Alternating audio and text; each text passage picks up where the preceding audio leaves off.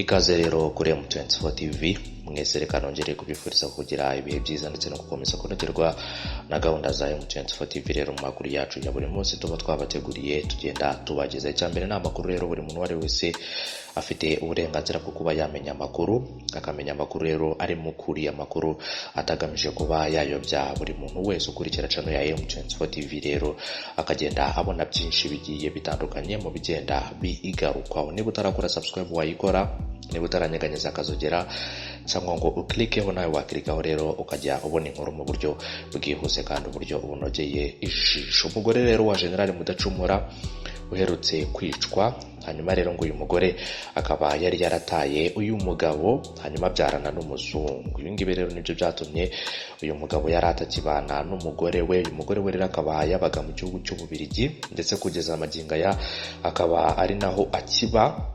Nuko rero amakuru akomeza kugenda atugeraho. Niki cyatumye rero aba bombi batandukanya, yaba General Mudacumura rero ndetse n'umugore we. Nubwo rero umugore we mu minsi yashize aherutse gushyira itangazo hanze risabira uwahoze ari umugabo we misa hari mu gihugu cy'Ububiligi rero yo kumusezeraho ku nshuti n'abavandimwe kugira ngo rero babashe kuba baza gusezera kuri uyu nyakwigendera. Ku bijyanye rero na misa bazamusabira hariya mu gihugu cy'Ububiligi. M24 TV rero ndashima buri wese uwagize uruhare mu nkuru zacu ziba zagiye zitambuka. Mwese ndabashimira cyane rero nakomeza kubifuriza gukomeza kugira ibihe byiza rero mukomeze kunogerwa na gahunda za M24 TV ndetse munakomeza gukora subscribe ndetse munakora cyangwa se munakirika kukazogera kugira ngo mukomeze kugenda mubona inkuru zacu gatanu kuri gatanu. Buri muntu wese rero wadutije amatwi ndetse n'amaso ye kugira ngo akomeze gukurikirana inkuru zacu. Mwese rero tubahaye ikaze. N'amasegonda 5 nkagaruka ndambura iyi nkuru ku buryo burambuye, ntabwo ndi bubatindire. Nimugire ikibazo rero, iyi ni M24 TV, bahaye ikaze mu mirimo yanyu ya buri munsi muri gukora no gukomeza kugira ibihe byiza.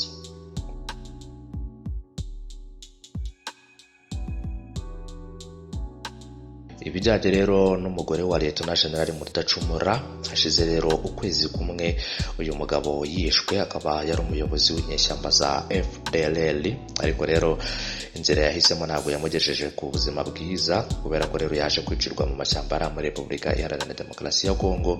Ni mu gitero rero cyagabwe n'ingabo za FARDC. Akaba rero ari igitero cyahitanye benshi mu bamurindaga ndetse nawe ubwe akaza guhita yitaba Imana. Nyuma rero kuri ubu ngubu bikaba byamaze kumenyekana ko umugore we yari yaramutwaye cyangwa se yari yaramutaye hanyuma ngo uyu mugore atwarwa n'umuzungu. Ni amakuru rero yamaze kujya hanze ku bijyanye n'uyu mugabo. Bivuga ko rero ngo umugore we yari yaramaze kumuta hanyuma atwarwa n'umuzungu. Hanyuma rero sinzi niba ibingibi aribyo byatumye uyu mugabo yerekeza ishyamba, nyamara byagiye byumvikana ko umugore we yagiye amugirira inshuro nyinshi zo kuba yava mu mashyamba ariko akanga.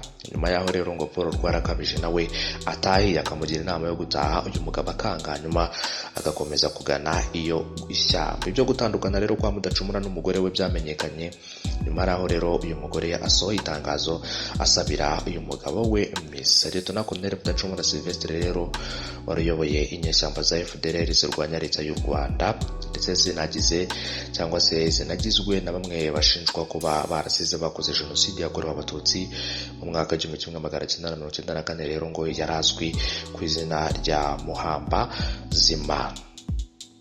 Iryo rero akaba ari ryo zina ry'itazirano abantu benshi rero bakundaga kumwita izina rya Muhamba Zima.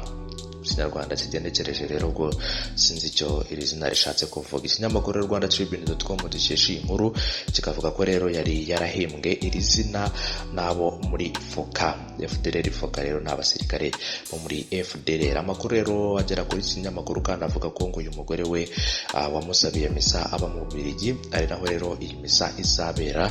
Akaba atanabanaga na General Mudacumura rero kuva mu mwaka w'1996. Hashize imyaka rero 24 yose kugeza amagingo aya mu mwaka wa 2019 batabana. Uyu mugore akaba yabaga mu Bubiligi ndetse akaba yaranishakiye undi mugabo nyuma yo kugenda yinginga umugabo we akamugira inama yo gutaha, ariko undi akanangira umutima ko rero yari yaramaze guhitamo kuyoboka ishyamba, ariko bikaza kurangira rero inzira y'ishyamba itamusize heza. Hanyuma rero nyuma y'uyu mwaka ngo umugore we yabyaranye n'umuzungu bituma batandukana na Mudacumura ku buryo rero bw'ibanga, dore ko yanamusabye ko kuva muri FDLR umugore we ari we ubimusaba, hanyuma umugabo we akabyanga. Ubwo bari mu rukerera rwo ku itariki 18 Nzeri mu masaha ya saa 10 za mu gitondo nibwo rero ingabo z'abakomando ba Hibu Special Force rero bibumbiye muri operasiyo Zokora ya kabiri, bagabye igitero rero gikomeye ku birindiro bya FDLR. Hanyuma babashije guca muri humye umudasanzwe wa club, babasha rero kugariza ibirindiro bya FDLR, bahita bica Lieutenant General Mudacumura, bamurasha amasasu agera kuri 3 mu gatuza. Nk'uko rero amakuru yagiye atugeraho, kweguka biranga. Rero umusaza kweguka biranga, aravuga ati n'ubundi ntacyo ndwandira kubera ko amasasu nk'ayo ngagera kuri 3 ntago ashobora kuba yagusiga amahoro. Abinamba rero biza kurangira rero ubuzima bwe burangiriye aho ngaho, nk'uko amakuru akomeza kugenda atugeraho. Ari inkuru naguteguriye ku munsi w'ejo rero ivuga ku bijyanye na misa yo gusabira uyu nyakwigendera, ariko byagiye bivugwa kenshi ko rero umuntu nk'uyu nguyu, nk'uko rero padiri yagiye abitangaza diyoseze yahariya mu ntara y'Amajyaruguru, yavuze ko rero umuntu nk'uyu nguyu warayobotse ishyamba, umuntu nk'uyu nguyu rero uba mu mashyamba, misa yo kumusabira rero nta kintu na kimwe babona ko ishobora kuba yatanga. Bakavuga ko rero iyi misa adashobora kuba yayitanga kuko aba ari umuntu w'umunyabyaha, umuntu wica abantu, umuntu rero utabona ahasengera. Akavuga ko byibuze Gatolika yemera ko byibuze umuntu bashobora kuba basabira misa ari umuntu ujya gusenga. Ikindi kandi rero akaba ari umuntu ufite aho abarizwa, ariko ku muntu rero uba mu ishyamba akibaza cyangwa se akibaza niba mu ishyamba hari urusengero rubayo, cyangwa se rero niba mu ishyamba ashobora kuba yahasabirwa misa. Ubwo rero amakuru akomeza kugenda bigarukaho, njye nkagenda nibaza nti rero ko umuntu yapfuye ibikorwa bye ari byo bimuherekeza. Umuntu w'inyeshyamba, umuntu wica abantu aherekezwa n'ibihe bikorwa? Ibyo rero nibyo ushobora kuba nawe watubwira, ukatubwira ku bijyanye rero na Lieutenant General Mudacumura barimo barasabira misa yo kumuherekeza. Ni misa rero izava mu kwezi gutaha, kwezi rero kwa 11 akaba aribwo iyo misa igomba kuzaba hariya mu gihugu cy'Ububiligi. Ubwo rero inshuti n'abavandimwe musabwe rero kwihutira kugerayo kugira ngo muzajye kumva misa, murasabire rero uyu muvandimwe wanyu Lieutenant General Mudacumura rero waguye mu ishyamba hariya muri Repubulika Iharanira Demokarasi ya Kongo. Nyuma y'uko byinshi bitandukanye rero yagiye akora byo kubuza bamwe mu baturage bo muri Kongo umudendezo, abandi rero bakabamara babica.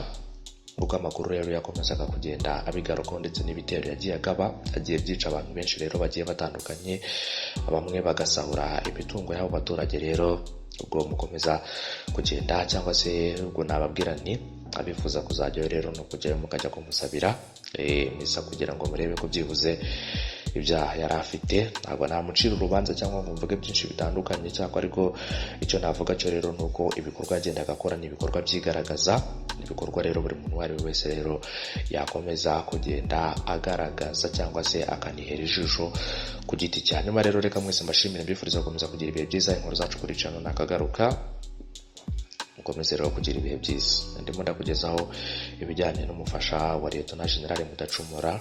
Umufasha we rero nawe kakaba arimo aravuga ko rero ateganijwe misa yo kuba basabira umugabo we mu kwezi gutaha kwa 11. Ikindi kandi rero bikavuga ko batandukanye mu mwaka w'1996. Nyuma yaho rero yasabaga uyu mugabo kuba yava muri FDLR akabyanga, baza gutandukana rero mu buryo bw'ibanga. Uyu mugore aza guhita arongorwa n'umuzungu hariya mu gihugu cy'Ububiligi, ndetse ubu ngubu akaba ari naho yibera ku bijyanye n'umufasha we. Ariko rero nubwo ibyo byose byabaye, ntabwo yibagiwe umugabo we, ntabwo yamwibagiwe rero, kubera ko avuga ko hakiri amahirwe, ndetse akanavuga ko rero hari ibikorwa biteganyijwe byo kuba byamuzu, cyangwa se ibikorwa biteganyijwe harimo rero nko kuba bamusabira misa kugira ngo rero barebe ko byibuze Imana Nyagasani Umuremyi wa twese ashobora kuzamwakira mu bwami bwe cyangwa se akaba yamugabanyiriza ku bijyanye rero n'ibihano ashobora kuzamugenera mu gihe tutazi rero nk'abantu tuba tuvuye hano kuri iyi si y'abazima. Mwese ndabashimira, mukomeze kugira ibihe byiza. Inkuru zacu kuri channel nakagaruka, mukomeze kugenda munogerwa na gahunda za M24 TV. Rero abakora subscribe turabashimira cyane, abanyeganyiza akazugira namwe nuko turabashimira rero by'umwihariko rero inkuru zacu kuri channel ya M24 TV nakagaruka, mukomeze kugira ibihe byiza ndetse no gukomeza kunogerwa na gahunda zacu mu makuru ya buri munsi tugenda tubagezaho. Mbifurije gukomeza kugira ibihe byiza. Bye bye. Rero inkuru zacu kuri M24 TV nakagaruka, komeze kugira amahoro ya Nyagasani. Abadukurikira bari hanze y'igihugu, ababa rero badutije umwanya wabo mu kugira ngo bakomeze gukurikirana inkuru zacu turabashimiye cyane. Inkuru zacu nakagaruka.